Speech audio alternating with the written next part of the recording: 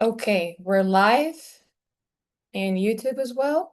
So we're gonna give people 2 more minutes so they can connect and we'll start. I'll introduce you, a brief introduction of your work, and you'll have sort of 45 max 15 minutes for your presentation and 10-minute max as well for questions, answers or any type of discussions. Is that okay with you? That should work. I have a meeting right after this, so I'm not trying to keep it on the shorter side a little bit. So we'll go for like Perfect. 45 minutes. Yeah. Perfect. So we'll do 45 for the presentation and 55 for questions so you can actually get out, and start the other Perfect. presentation. No worries.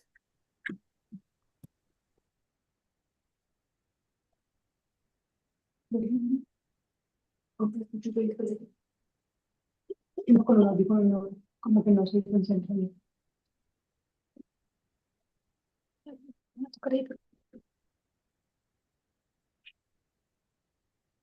No.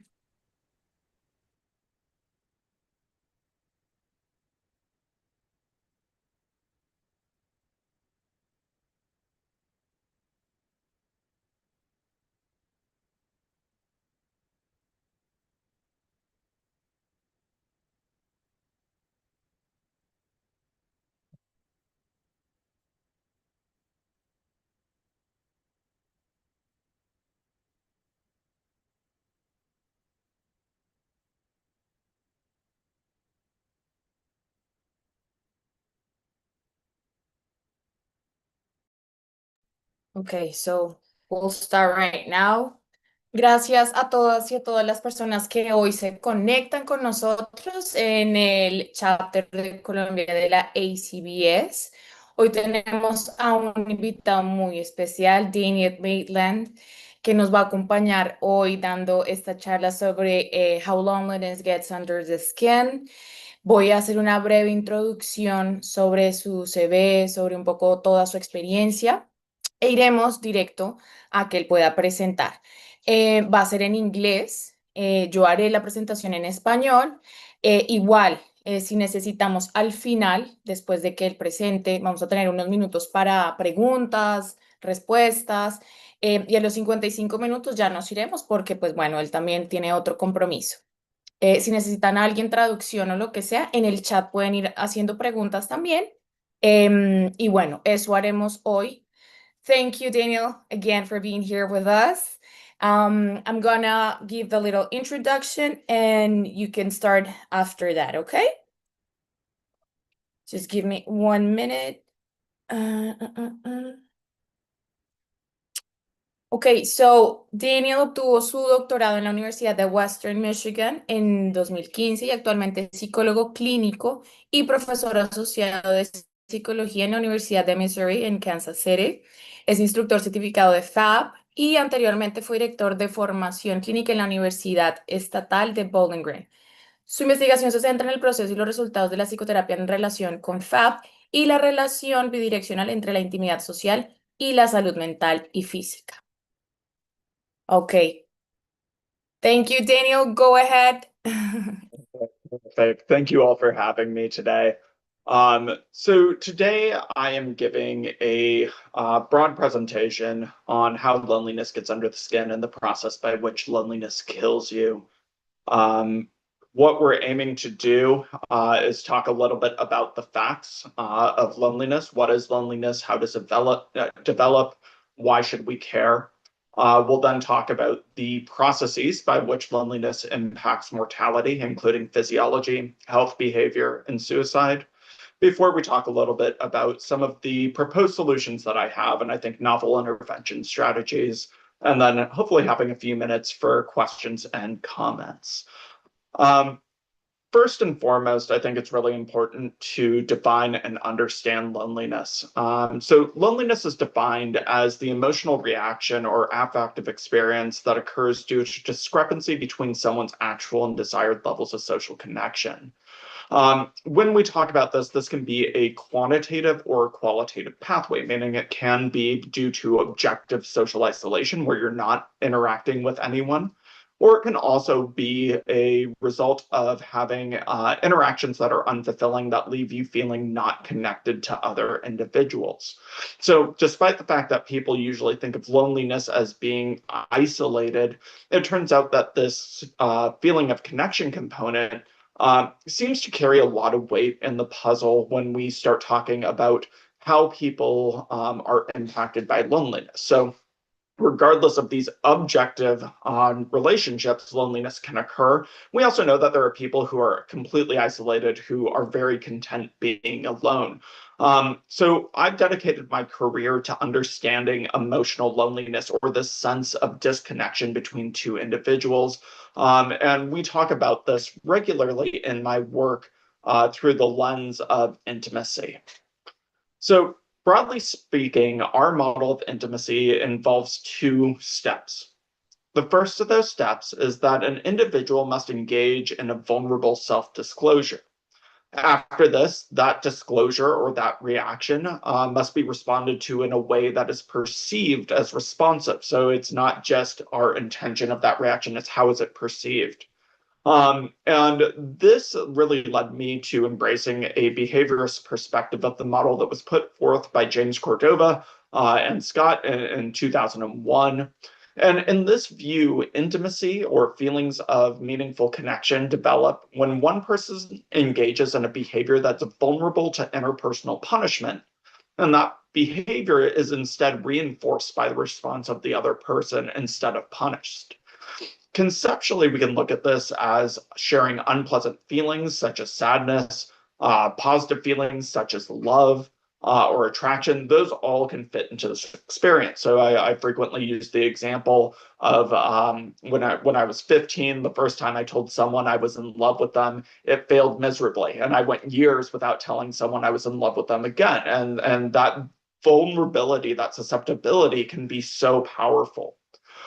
So really what we're looking for, and the important component of this, is a vulnerable behavior is one that if the other person doesn't respond well, you're less likely to engage in that behavior in the future in some capacity. Thus, intimacy inherently involves opening yourself up to the possibility of unpleasant experiences such as shame, humiliation, embarrassment, and rejection if the other person doesn't respond well. However, when it goes well, you've taken that risk, the other person responds effectively, we end up developing really meaningful connections. So if you think of the people in your life that you're closest to, they tend to be the individuals that you'll share almost anything with and know that they're going to respond well to you and that you have a history of doing that over and over again. And why this is important is that we know that loneliness has extreme impacts on your health, both those driven by social isolation, but also those driven by the lack of meaningful relationships that we have. So a US Surgeon General, Dr. Vivek Murthy, said that he felt as though loneliness is an epidemic because its great effect on the number of people, but also that one person's loneliness can have an impact on another person, and there are extreme health ramifications of this. This original quote and Murthy's original position occurred in 2017, and what we found is that the numbers are actually substantially worse than what Murthy was talking about in that day. As of the early 2000s, especially in the United States, they found that the individuals with no social support has tripled since 1985. We found that in 2008, adding one close friend was worth up to $110,000 of a year in terms of well-being. So if I were to give you 110,000 US dollars, that's how much adding one close friend was worth in terms of overall well-being. As of 2010, 1/3 of adults in the United States reported feeling lonely somewhat often. By 2020, that number had increased to 60%. So these numbers are increasing in a meaningful way. The prevalence of loneliness has increased during the COVID pandemic. And this has been especially true for young adults, 18 to 35-year-olds, who now report the most loneliness of any age group. So while loneliness does impact all ages, and it's received a lot of attention as it relates to older populations, individuals in that 16 to 30 range, 16 to 35 range, now report the most prevalence of any age group, with 30% of this age group reporting being lonely daily or multiple times per week. We're also finding that there are some interesting emerging sex differences in loneliness. In the United States right now, there's a narrative of the male loneliness epidemic. It's really been focused on males, but we're finding that empirically, people who identify as female actually report the most loneliness. And this is true in other westernized countries as well. And this is really, I think, a meaningful finding. We're also getting more and more narratives that this is spreading throughout the world. So literally this morning before this talk, I was reading an article that was talking about loneliness in Brazil and how we're seeing this not just in westernized countries, but across regions. You see an increase in this in Japan. It shows up in slightly different ways, but loneliness seems to be a global problem at this point. And hopefully, if that affective and kind of emotional experience wasn't concerning enough to you in isolation, we can look at this in terms of the actual impact as it relates to mortality. So feelings of lacking connection, either isolation or lack of meaningful connection, has the same impact on mortality as smoking over 15 cigarettes a day, which is twice the rate of obesity. That's kind of the numbers that we tend to throw out. What I think is usually left out of that narrative when we talk about these things is the fact that this is also accounting for other health behaviors. So it's not that lacking social connection leads to these other outcomes or it's associated with contributing to. After we control for these things, loneliness in and of itself leads to mortality. And in fact, synthesizing data across 148 studies with an average of 7.5 years of follow-up, they found that social connection increases the odds of survival by roughly 50%. That is to say that if you were reporting social connection at one time point, you were 50% more likely to survive to the next time point. This is a meaningful impact. And so when we look at this, hopefully as psychologists, as clinicians, we recognize that it's not just that feelings are dangerous, right? In fact, especially from an ACBS perspective, we reject the notion that feelings are in and of themselves harmful, but instead we say, what is the context and what is the reaction to this, and what is the process by which these things occur? And what this tells us is a pretty complicated story. When we look at loneliness and the impact of loneliness on your health, on health behaviors, we see a pretty fascinating trend. So loneliness increases the risk of heart disease by 29%, increases the risk of stroke by 32%. We find that social connection results in 36% lower risk of high blood pressure. There's been emerging data as this relates to increasing the risk of the development of type 2 diabetes, increases susceptibility to colds and the flu, indicating impacts on your immune system. We find that it is incredibly bad for dementia related risks. So loneliness increases the risk of developing dementia by 50%. We can look at post-bariatric surgeries and the success of the interventions for other health problems, where we find that loneliness is associated with post-surgery outcomes. It increases health behaviors. It decreases drinking and increases the frequency of drinking in high levels. So what this tells us is a really complex story that is a kind of multi-diagnostic impact, that this is happening in kind of core mechanisms that impact your health broadly, but also has some behavioral inferences. When we look at this, the most compelling data that I have found is looking at how we can understand the physiology of this and how it then impacts kind of robust inflammation, cardiovascular systems, your immune system functioning. And there's a little bit of narrative here that has shaped and come out based on my personal findings. So I like to kind of introduce some of where we're going as we understand this. But really, we can understand loneliness increasing the risk of perceptions that things are a threat. I like to talk about, I've grown up in cities my whole life. I'm very much a city person. When I go out into nature and into the United States, my mind starts racing with the threats of various animals that are out there. And me being me, I tend to think of werewolves, which is completely unrealistic. But being alone in the woods scares me. When I'm with other people, that fear dissipates. So we can seek and understand, kind of almost from an evolutionary perspective, why isolation increases threats of risk. Now, this is slightly different for non-isolation based loneliness. Here, what we're finding is that individuals may actually respond to social interactions as threatening rather than isolation as threatening. So imagine that every time that you're interacting with another individual, there's a risk of rejection, of harm being done. And I think that's kind of the experience of these individuals who struggle with this intimacy-based loneliness. Regardless, both of these pathways, the isolation-based and the intimacy-based pathways, activate that stress response. And this results in a hyperactivation of the ANS sympathetic branch, which is associated with your fight or flight response. Now, there is a little bit of debate in these kind of steps.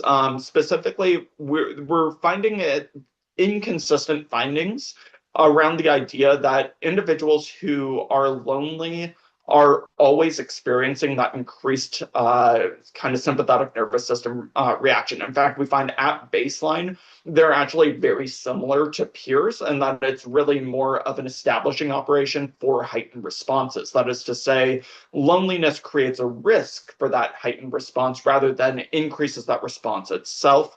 But there's not quite a scientific consensus on that yet. This, in turn, this activation is then a result in cardiovascular autonomic regulation difficulties, so enhancing your cardiovascular response, which increases the risk of cardiovascular diseases in the long term across different mechanisms. We're also going to find that in the pro-inflammatory side, we're going to stimulate an inflammatory response. This can occur in very short situations.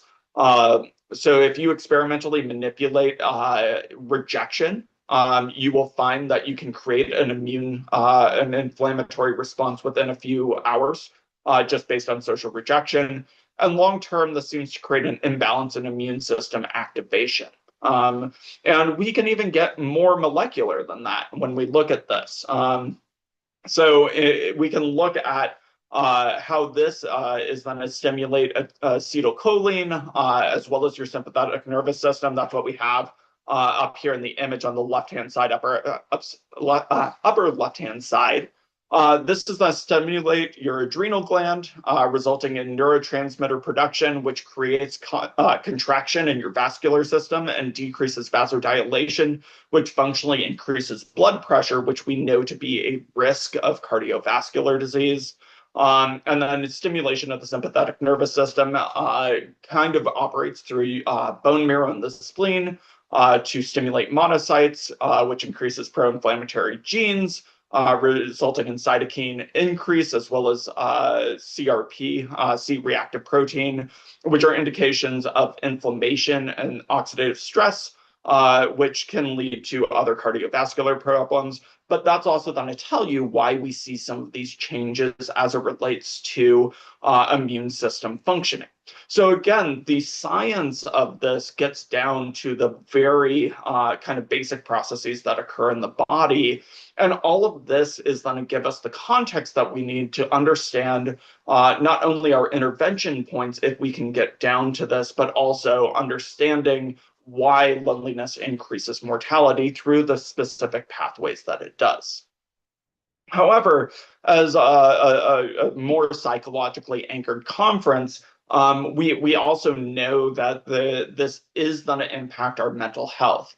So there's been a lot of debate about the role of loneliness in mental health in various capacities. A lot of the time when we think of loneliness, it's a bit of a in the United States we would say chicken or the egg argument, which is to say, does loneliness result in a mental health issue, or does the mental health issue result in ostracization, being ostracized, alienation, and therefore increasing loneliness?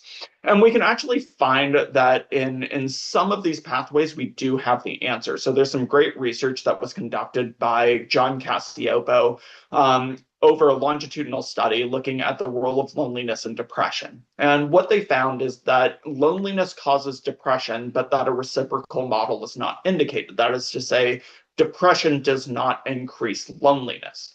And so this gives us a really interesting story, given what we know about the symptoms of depression and the effect of depression, that may explain some of the health behavior outcomes that we attribute to loneliness. And from this model, what we'll find is that disruptions to social functioning, which are broadly consistent with interpersonal psychotherapy, right, where you have that kind of disrupted interaction, is going to lead to depression. And if we adopt a model of depression that's based on Forster's functional analysis of depression, which is a lower accessibility of positive reinforcement, what we can see is that then all activity is put on extinction. When your activity is put on extinction, you cease engaging in behavior, which perpetuates a cycle of depression and increases some of the other kind of symptoms of depression, such as lower appetite or things like that. So we can see a model where loneliness leads to depression, leads to a lack of activity, which then cycles back to some of those health behaviors, exercise and cardiovascular health, but can also disrupt eating and lead to other problems. And in fact, we know that loneliness itself does tend to perpetuate or does tend to lead to other problems in the health domain. So this data isn't published yet, but I've been doing a lot of ecological momentary assessment, looking at understanding loneliness and disruptions to intimacy as it relates to drinking behavior, as well as a little bit more in the lines of risky sexual behavior, which increases susceptibility for various other problems. And what we'll find is that our daily experiences of loneliness actually create a very nuanced story of how we engage in behavior. So for a long time in the literature, we found that loneliness has been linked to problematic alcohol consumption. This is going to involve things like heavy episodic drinking. It's going to involve binge drinking and things like that. And when we detail this at a between and within person level, we'll find that when a person has higher peak levels of loneliness than we would typically expect for them, they're more likely to increase their drinking. That is to say, your baseline level of drinking isn't as powerful as if you have a day when you're more lonely than usual. When a person has a higher peak loneliness than usual, they're more likely to report an intention to drink to conform. And what this means is that individuals are drinking to fit in with other people. So when you're feeling disconnected from people, you'll increase your maybe maladaptive behaviors in order to be connected with them, which is really interesting. And this contrasts pretty nicely against our experience of when we're feeling close to people.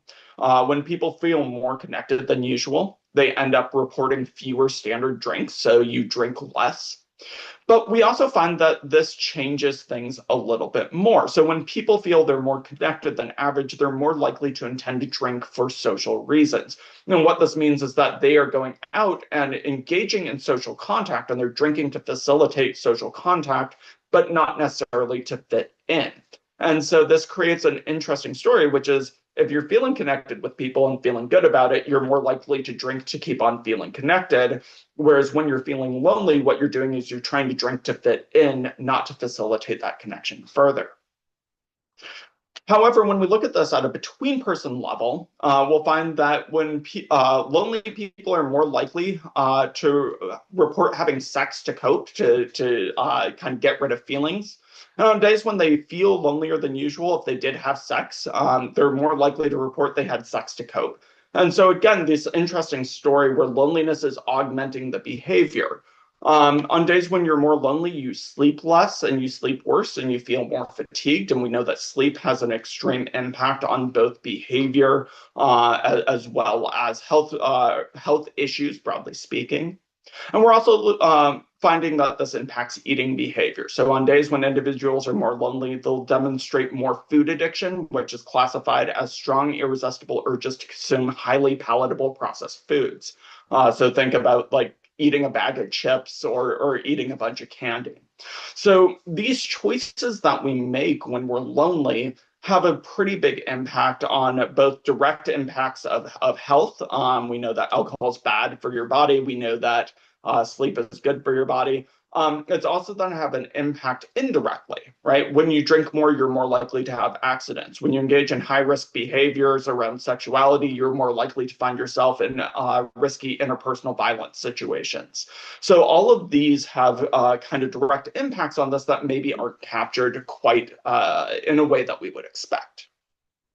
Now, part of what I like to do is I also like to dispel some of the narratives that we have around loneliness. And there is a broad narrative that exists that has been out there that is loneliness, especially in young people, is driven by social media use. And what we'll find is that this is not the case. The data on this contradict constantly. And a lot of the studies that are out there actually won't find significant results at all unless they have a very large sample size, which allows them to zero in on very small effects.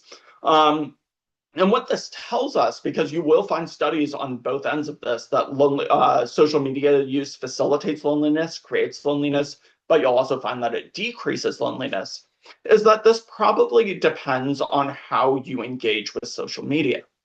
Are you someone who takes 100 pictures just to post that perfect picture of you by the sunset on the beach in order to get kind of engagement? If so, you're probably not posting those vulnerable pictures, right? You're not sharing who you are. Instead, you're cultivating distance in a way that facilitates superficial engagement, and that may create some facilitation of loneliness. If you're on social media and you're sharing elements of your life that you don't share with anyone, I had a friend today share a health issue that he hasn't told anyone else about. By sharing that, that may actually facilitate genuine connection. So again, we want to recognize that over and over again, across contexts, we're finding that it is not anything about the topography of the behavior that really matters, but instead we should be paying attention to the function of these behaviors as it relates to the creation of loneliness and feelings of connection. And this plays out in really important ways in other kind of health-related behaviors where we really want to understand function over form. So there's a very popular model of suicide called the interpersonal model of suicide that was put forth by Thomas Joyner and colleagues. There's a lot of great researchers on here as well. And the interpersonal model of suicide posits that suicidal behavior occurs or suicide attempts occur due to two different capacities in the interpersonal domain that combine with a capacity or capability for suicide. So the first of those is going to be what we call thwarted belongingness. Thwarted belongingness refers to a sense of alienation or feeling cut off from meaningful relationships or believing that one truly doesn't belong.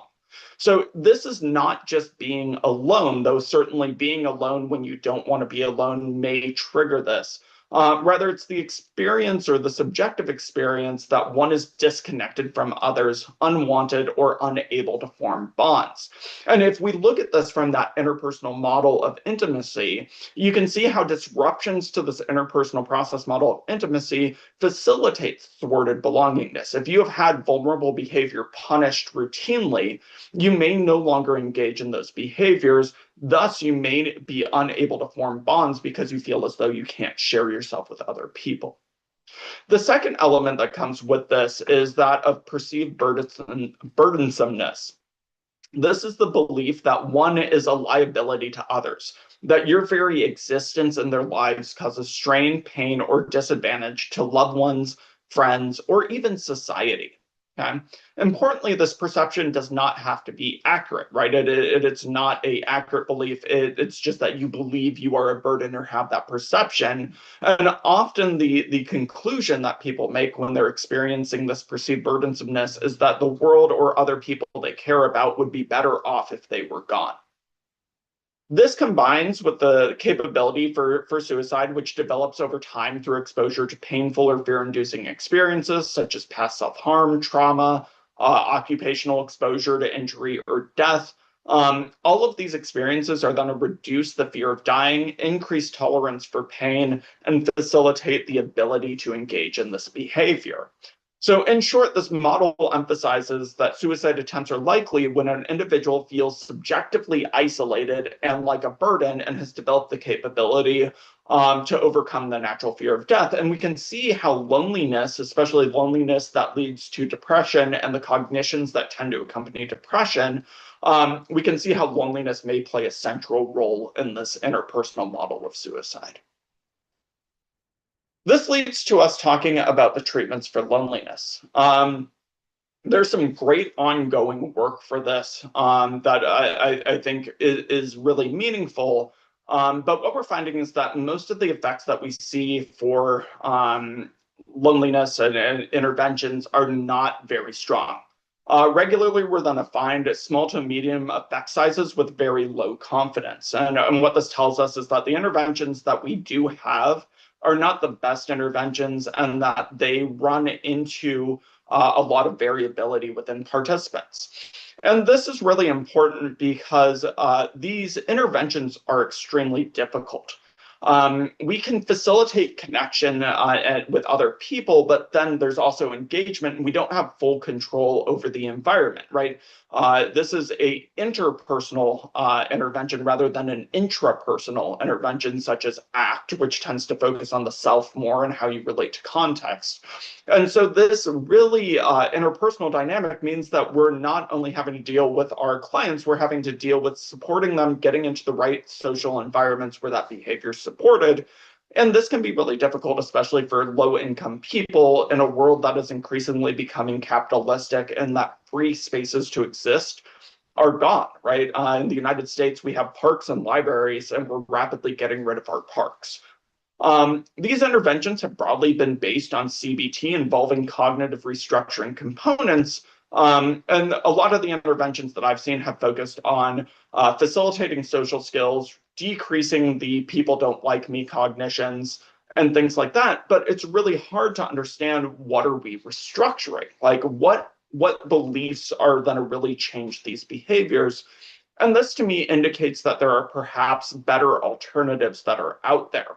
And I'm going to propose two key intervention points given our etiological understanding of loneliness, which is isolation and a lack of intimacy. So the first of those is going to be isolation-based loneliness, and what can we do about that? Now, again, isolation-based loneliness is going to be indicative of individuals who are not in contact with other people, but possess the skills and ability to form meaningful connections when they are in contact with other people.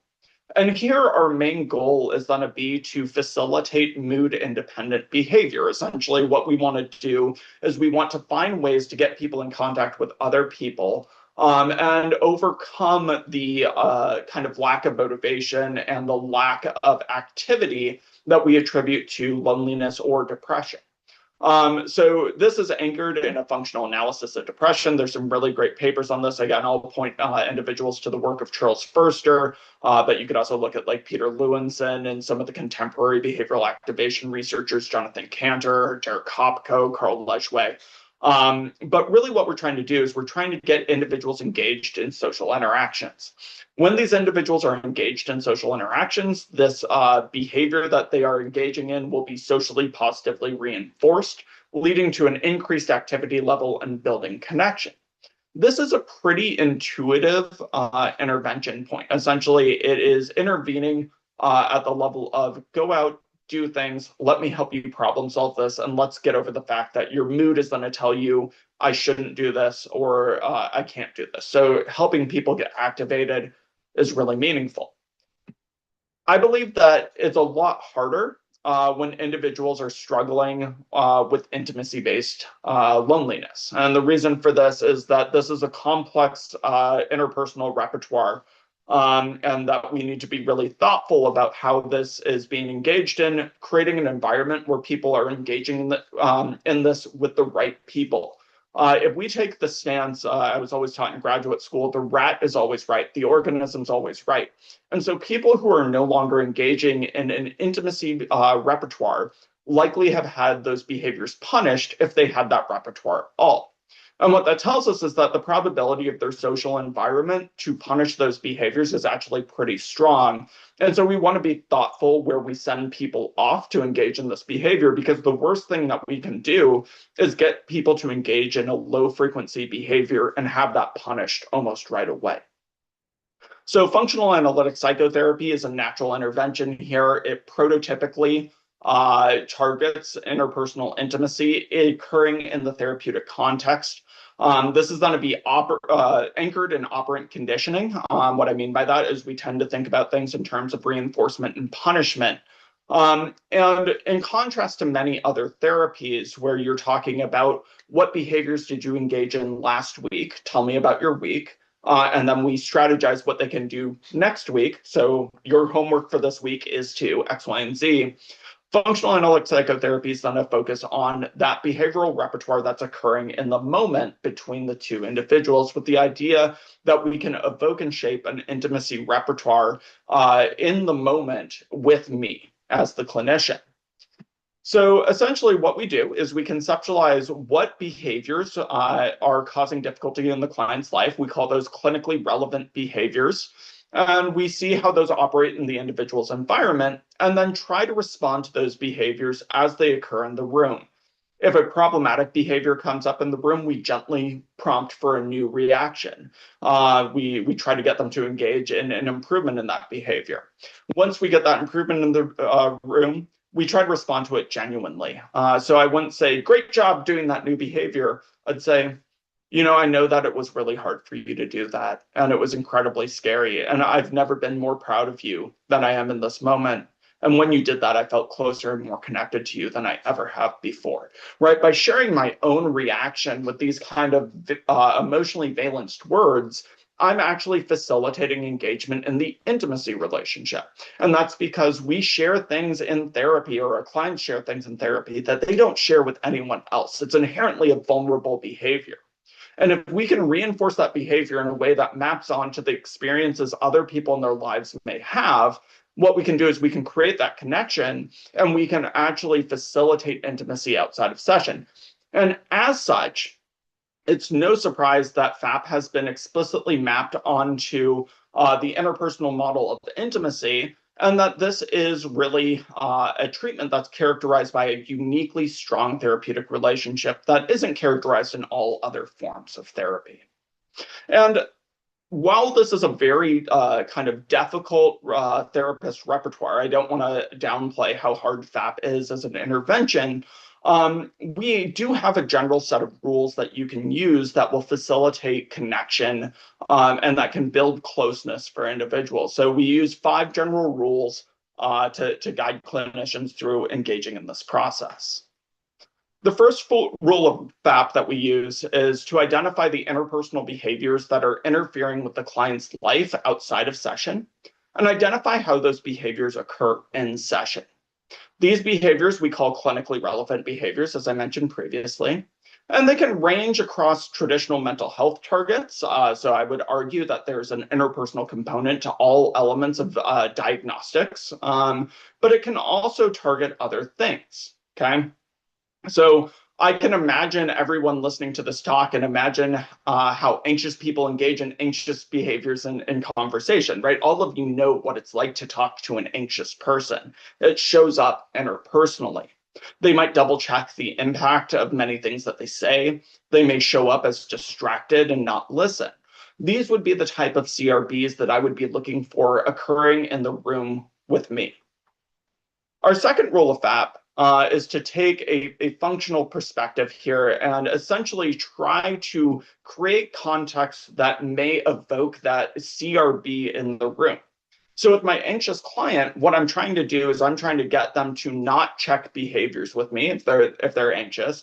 And so I'm going to create situations where they're disclosing, where they're engaging, and that there's the opportunity to engage in that more problematic behavior that creates distance between them and I.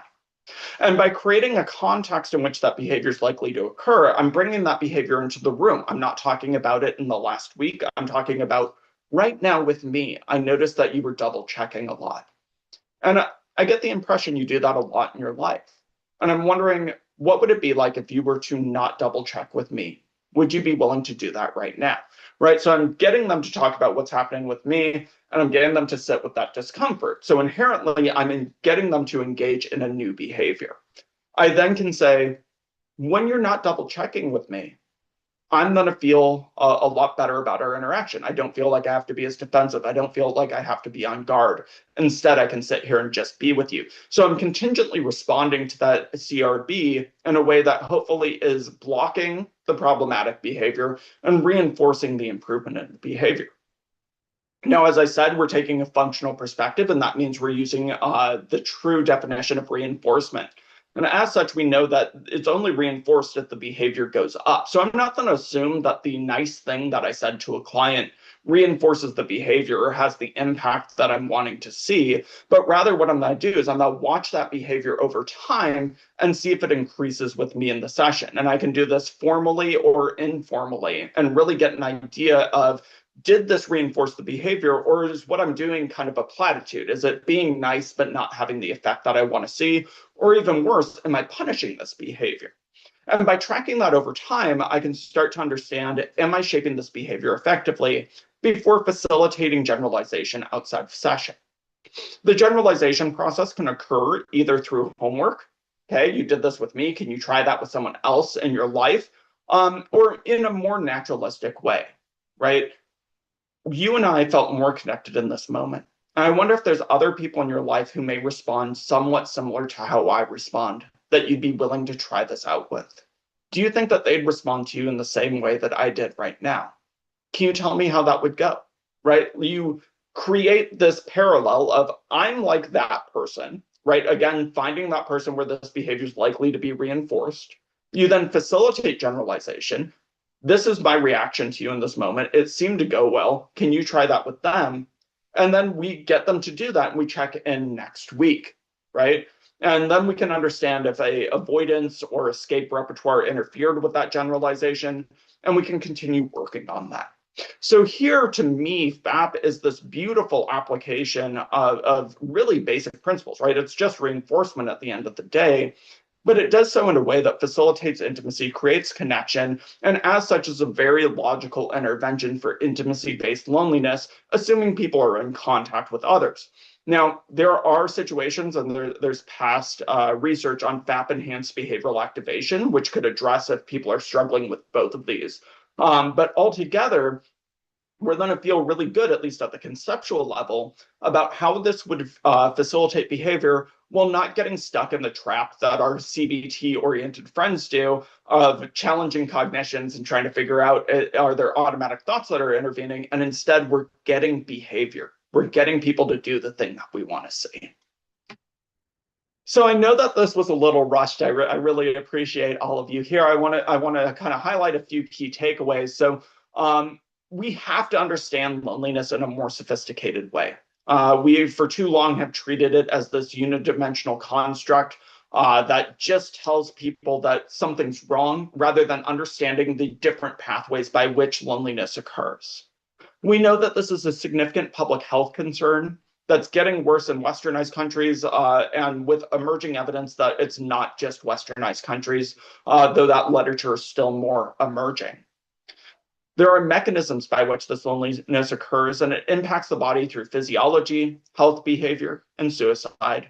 And we need to refine our intervention so that we can go from these low to medium effect sizes up to the robust effects that we know so well in our ACBS community. We know that we can create good interventions. We know that we can implement these, and that we know that connecting with other people may just save your life. So with that said, I will now open it up to any questions that people have or any comments that you may have. Thank you very much again, Daniel. This was a great glimpse of what we're gonna have in the FAB Intensive Workshop in Colombia in a couple weeks almost. ¿Alguien tiene alguna pregunta que le quiera hacer a Daniel sobre esto que nos expone y nos comparte? Recuerden que él vacías con Amanda Muñoz, con Oscar Córdoba y con em, Matthews Quinta. Entonces, para que los que hoy vieron esto que les interesó y quieren ahondar más en FAB, no fallen para ese intensivo y también para la conferencia. Volvemos a preguntar, como él se tiene que ir a las 6:55, preguntas, comentarios, algo que quieran compartir. Inés, Diana, Jessica, Sofía o Mallory.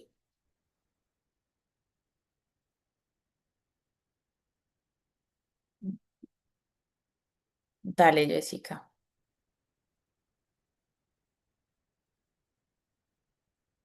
So we have right here in the chat, Jessica is asking,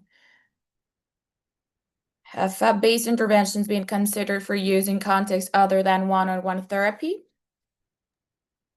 Yeah, and it's complicated, and I will own my complicated feelings about that. There's a movement called the Awareness, Courage, and Love movement, which creates group settings that are focused on social intimacy. They're really explicitly mapped onto this kind of vulnerability responsiveness paradigm.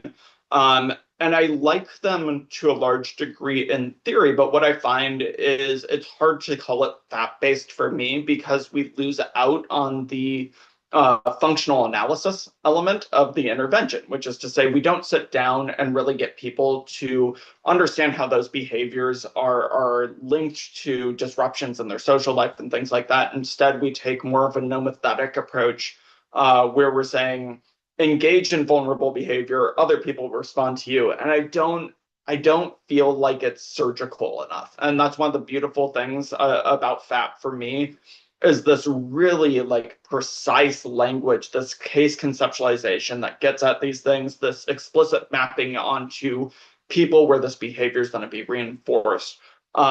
So there are interventions for this that are FAP informed, but I think there's some issues with them that we haven't fleshed out. And kind of unsurprising to me, I'm working on a publication for this right now.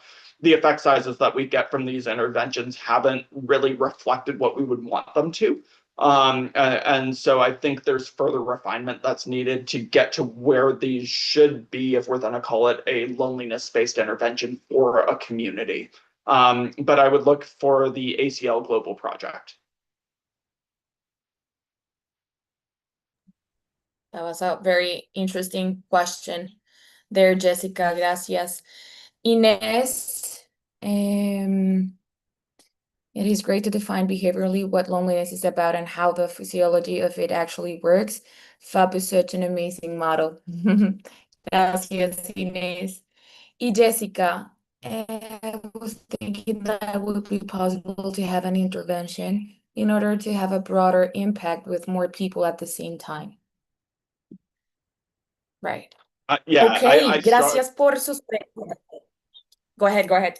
Sorry, I was just on say I struggle with that. I want to find a way to scale this, but it takes so much clinician effort that getting that from one-on-one up to the higher level is really hard. And we certainly can't implement this on like an app-based system, at least given our current technologies. I know that some people are exploring like AI therapists. I don't think it's the same, but I think that's an empirical question. Diana Acuña also says it was really interesting the difference between BA and FAB when applied to loneliness problems. Also, Sofía, we have a couple more minutes y aquí lo dejamos, ¿vale? I think about those contexts in which the feeling of loneliness can increase considerably. People who have been deprived of their liberty in the past, migration, chronic illnesses, and how understanding loneliness can and how to intervene and can help us a lot in those cases. Yeah, I think that's a really important issue. So my lab is called the Pro-Social Lab. We really emphasize people who have been pushed to the margins of society because we know that when you are marginalized, it's going to result in increases in loneliness. In the United States, we're finding that 66% of Latinos regularly report being lonely. We see similar rates in individuals who identify as Black. We're seeing increases in immigrant populations. Given our current political climate, this is certainly increasing as well for certain groups who have felt really alienated. I think it's really important to look to the people who are kind of rejected or pushed to the margins of society. And actually, we'll have a talk in the conference about this, right? Since FAF point of view, since from DBT point of view as well. So, Sofía, very interesting comment y lo vamos a hablar en la conferencia, en un simposio donde vamos a estar Daniel y todos los invitados que ahorita estábamos incluyéndome a mí, porque justamente estas son las poblaciones en las que queremos trabajar.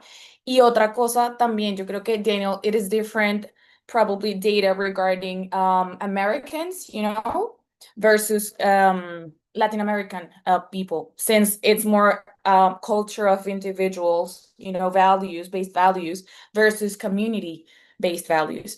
So I think that's also a topic to bear with and gather more research, data, and also interventions. Thank you very much. This was a blast. Gracias a todos por su participación también. No falten a los eventos que vamos a hacer de verdad de aquí hasta que venga la conferencia. Seguiremos en otros webinars. Y bueno, con lo que ya les dije, insisto en los 2 días de intensivo de FAP y en la conferencia tendremos también más workshops más pequeños, no tan intensivos, simposios y masterclass. Gracias a todos y bueno, see you very soon, Daniel. Bye.